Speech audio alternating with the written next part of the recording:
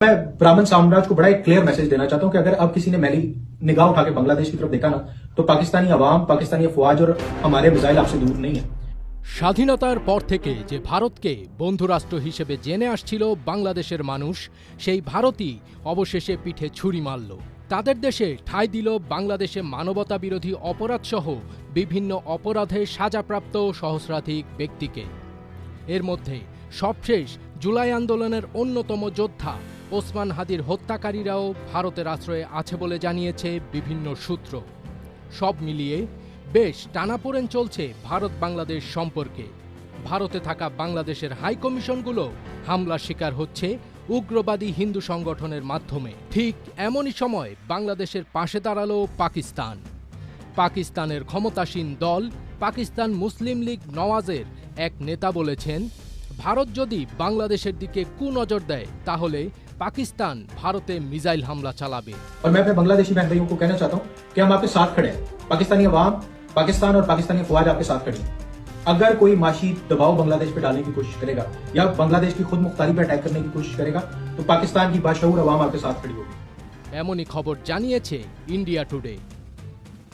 মঙ্গলবার 23 ডিসেম্বর এক ভিডিও বার্তায় কামরান সাইদ উসমানী নামের ওই যুবনেতা বলেন, ভারত যদি বাংলাদেশের সার্বভৌমত্বে আঘাত হানে, যদি কেউ বাংলাদেশের দিকে কুনজর দেয় তাহলে মনে রাখতে হবে পাকিস্তানের জনগণ, পাকিস্তানের সশস্ত্র বাহিনী এবং আমাদের ক্ষেপণাস্ত্রগুলো খুব বেশি দূরে নয়। উসমানী আরও বলেন, বাংলাদেশে যদি ভারত অখণ্ড ভারত চিন্তাভাবনা চাপিয়ে দেওয়ার চেষ্টা করে তাহলে পাকিস্তান এটি সহ্য করবে না। সীমান্তে বিএসএফ বাংলাদেশকে বিরক্ত করছে এবং বাংলাদেশকে হিন্দু রাষ্ট্র বানানোর চেষ্টা করছে। তিনি এ সময় বাংলাদেশ ও পাকিস্তানের মাঝে আনুষ্ঠানিক সামরিক জোট গঠনের আহ্বান জানান। উসমানী বলেন, আমাদের প্রস্তাব হল বাংলাদেশের পাকিস্তানের সঙ্গে সামরিক জোট গঠন করা উচিত। বাংলাদেশে পাকিস্তানের আর পাকিস্তানে বাংলাদেশের ঘাঁটি স্থাপন করা উচিত।